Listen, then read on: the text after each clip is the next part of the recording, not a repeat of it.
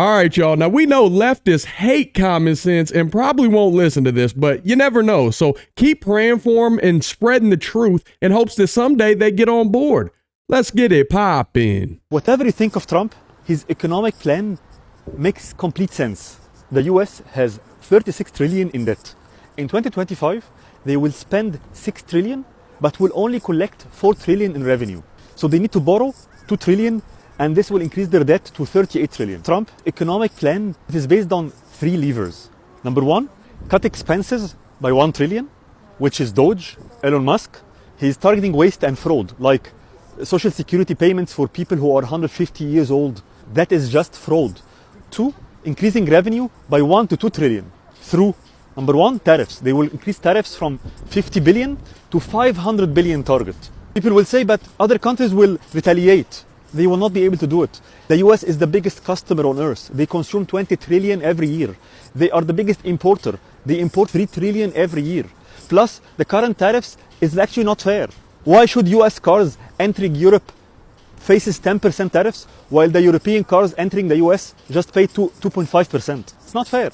And because of the tariff changes, it now makes economic sense to build factories and businesses inside the US again. That means more jobs, means tax-paying businesses, and more foreign investment coming in. He will also increase revenue by deregulation. He will remove unnecessary regulations and rules, making it easier to do business, so business can grow faster, generate more tax revenues. He will also make this gold card, which is offering lifetime US residency for 5 million. I think at least 1 or 2 million individuals globally can afford it. So if just 10% of them, if just 100,000 people buy this card, that's 1 trillion in incremental revenue. The third lever is he will reduce taxes. If he successfully cut 1 trillion in waste and expenses and add 1 to 2 trillion in revenue, the US will have a surplus. They will have more money than they want. So he will cut taxes. For individuals, anyone gaining more than 150K, he will make them pay 0 taxes. And on corporate taxes, he will go down from the current 21% to 15%, compared to the European average of 22%. France average is 25, I think, and Germany is 30. So at 15% corporate tax, the US will become one of the most business attractive countries on earth. Bottom line, this is exactly how a government should be run, efficiently. Because when you eliminate waste, the money can actually go where it is actually needed, to the elderly, to the sick, to people who cannot work. And that is the real purpose of government, to protect the weak. Very few countries have the political will to do it. It takes leaders with backbone, charisma, and clarity of vision. Do you have leaders in your country pushing for real reform, or are they talking about non-relevant side topics? And let me know if you think Trump's plan is bad. Let me know why, because I think it is just common sense.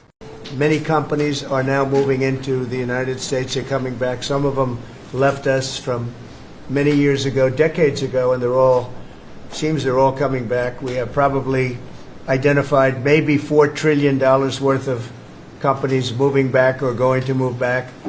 Many of them have announced it's going to be tremendous jobs, high-paying jobs, too. We're reprivatizing the economy. We're bringing down government spending. We're bringing down excess employment in the government sector. On the other side, we're going to re-leverage the banking system. We're going to have all the new manufacturing jobs, so everyone who's laid off from the government will have an opportunity to go into the private sector, and that is going to lead to disinflation. Inflation is under control. We're going to get the affordability crisis fixed. So lower energy, deregulation, more private sector jobs that will naturally get interest rates down. Interest rates down. Mortgage rates are down almost every week since January 20th. The energy costs are down about 15%. Crude oil is down about 15%. And as we keep that going, interest rates are going to keep declining. It'll be good for mortgages. It'll be good for credit card debt. It'll be great for auto loans. Prices of eggs under the 4 years of Joe Biden increased 237%. 237% in those 4 years, and yet it wasn't covered in the press at all. No one talked about the price of eggs in the summer of last year, for example, from the media. So, of course, the president wins and he is inaugurated, and the next day everyone is yelping about why the price of eggs are so high. So it was certainly one of many, many issues we took on under the 4 years of Joe Biden. We had the cost of input go up 30% for all of our agriculture products. At the same time, the trade deficit increased $49 billion. So it was zero under the first Trump administration, and then under Joe Biden, we sold $49 billion less of our ag products around the world. Then you combine that with the avian bird flu, and I know I've talked to a lot of you in the press on this over the last 3 or 4 weeks. But listen, here's the deal. The president, under his vision and support, we released about a month ago a very significant plan on how to bring the price of eggs down. It included 5 prongs. I won't go into it now because I don't want to bore everyone. But since that day, since we released that plan regarding biosecurity, repopulation, importing eggs, research, and then deregulating, taking those onerous rules off of our farmers, our egg-laying farmers, since that time, the price of eggs, the wholesale price of eggs, has come down 53%. So we're going to keep working on it. Listen, it's not something you solve overnight. Avian bird flu and some of the other animal diseases, we're working across the government, several partners out in the cabinet on that, especially my friend Secretary Kennedy over at HHS. But we have a long-term solution, but at least for now, in the short term, thanks to President Trump and so many that have worked so hard, the price of eggs are coming down, as well as the price of groceries. So thank you, sir, for the opportunity to lead on that. EPA has now canceled over $22 billion worth of contracts, $2 billion going to this NGO that Stacey Abrams was tied to. They received only $100 in 2023.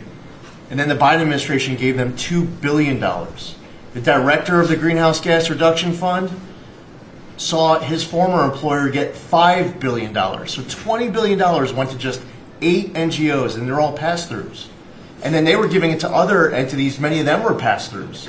And what you have is all these extra middlemen, they're taking their cut. And the taxpayer ends up getting screwed. They're losing out on all this hard-earned money. They can't afford to have the federal government waste. The partnership with Doge and Elon Musk has been incredible at EPA. Their team is very talented. We wouldn't have been able to do it without them. And of course, this mandate from President Trump to make sure that we identify every last penny, whether we're saving $50,000, $5 million, or $22 billion. We will not rest until every last penny is saved. Thank you, Mr. President, for the opportunity to do this for the American public.